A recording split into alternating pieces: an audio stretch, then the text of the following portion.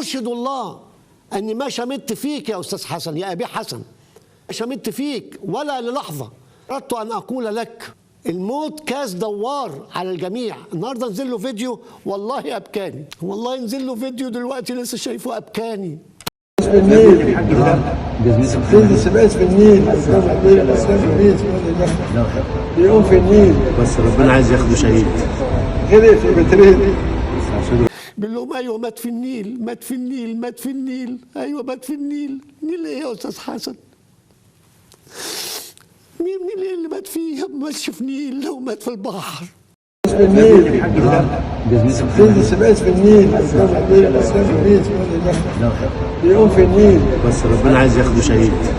غرق في بترين. غرق.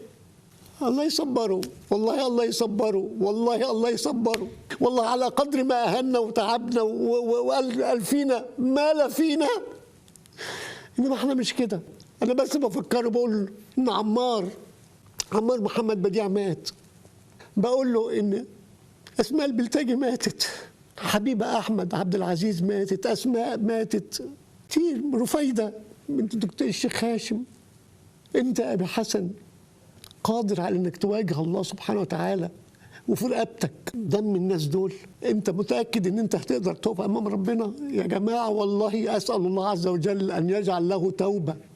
انا مش هتكلم على انك تقول لابنك بوس يا ابني بوس، ما ابوك ياما باس، انت حر في تربيتك لابنك. انا كنت اتمنى تقول له يا ابني ياما غلطت وامك ياما غلطت وعملنا اعمال كتيره جدا وحشه، عايز تشتغل في فن، الفن يا ابني رساله جميله ورساله عظيمه، اشتغل بس احترس، اوعى تقع في الخيه زي ما رجلنا جت فيها. الكلام اللي يتقال، تسيب كل الموضوع ده وتتكلم عن الولاد اللي ماتوا والشباب اللي ماتوا والبنات اللي ماتت. ما يجيش في بالك المعتقلين اللي في السجون؟ ها؟ ما يجيش في بالك انك انت تطالب الستات، استاذه هدى عبد المنعم، عائشه الشاطر، الناس دي وكلهم بقى، واحمد عاطف ومصفوت حجازي ولا ايه ولا ايه وعصام سلطان وكل الناس دول. يا جماعه بصوا، انتوا راكبين في انهي مركب؟ شوفوا المركب اللي انتوا راكبينها. مش عارف المركب هي ايه؟